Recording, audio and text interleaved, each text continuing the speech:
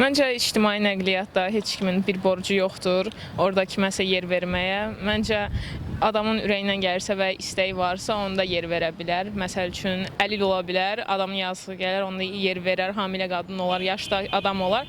Amma belə heç kəsin borcu yoxdur. Gənclər yer verməlidir. Çünki nəyə görə özləri də qocalacaq. Amma indiki metroya minirsən, avtobusa minirsən, bir abırçılıqdır. Hamısının əlində telefon, elə yaşlısının da. Yer verirəm, yaşlı qadına yanında, məsəl üçün, 7-ci sinifdə oxuyan uşaq var, durur ona yerim verir nənə, ya baba. Qalırsan yana-yana, bilsəydim ki, o yerimi verməzdim. Mən durub verirəm, cavan yanımda oturub qız, oğlan, yaşlı, hamilə qadın ayaq üstə durub. Mütləq verməlidir.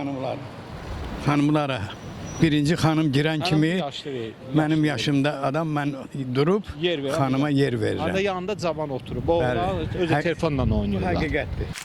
Mən əlbəttə ki, marşrutdan da istifadə edirəm, metrodan da istifadə edirəm, amma yer vermirəm. Nəyə görə? Çünki yəni, mən də ödəniş eləyib, yəni keçmişəm səhərə, onlar da ödəniş eləyib.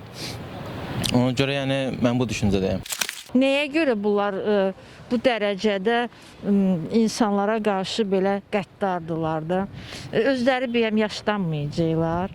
Yaşlı insan görürsən ki, xəstədir, ayaq üstə dayana bilmir. Biz özümüz yer verirdik, heç bizə demək lazım deyirdi ki, dur mən oturum. İndi desəm də bilirəm ki, durmayacaq, sözüm yerə düşə bilər. Əlbəttə ki, ictimai nəqliyyatda yer verməliyik. Mən bunu tam razıyam, çünki məsəl üçün biz böyüklərimizdən görmüşük ki, ictimai nəqliyyatda böyük gələrkən kiçik yer verməlidir, qalxmalıdır. Elələri var ki, məsəl üçün böyük gələn kimi kiçiklər hər hansı özlərindən yaşca böyük olan insanlar özlərini yuxululuğa vururlar.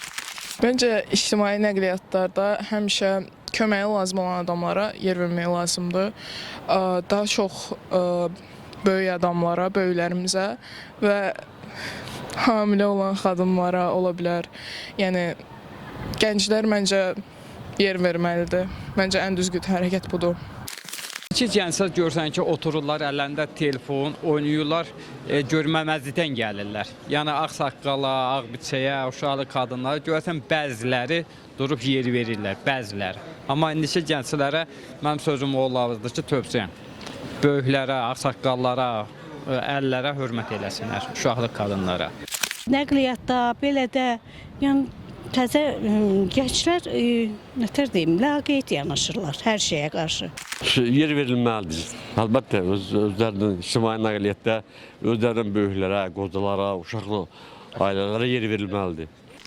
Bəzən biz böyüklərə yol verdə, böyüklər düşünürlər ki, cavanlar əyləşirsə, təbii ki də onlar cavanda əyləşməməlidir, onlar ayaqüstə durmalı. Təbii böyüklər amma anlamalıdır ki, bəzi hallarda cavanlar bəlkə onlardan daha çox sağlamlığında problemləri ola bilər və ya da daha yorğun ola bilər ki, onlar əyləşiblər. Yəni böyüklər də bir belə deyək də, nüanslarda başa düşməlidirlər bunu.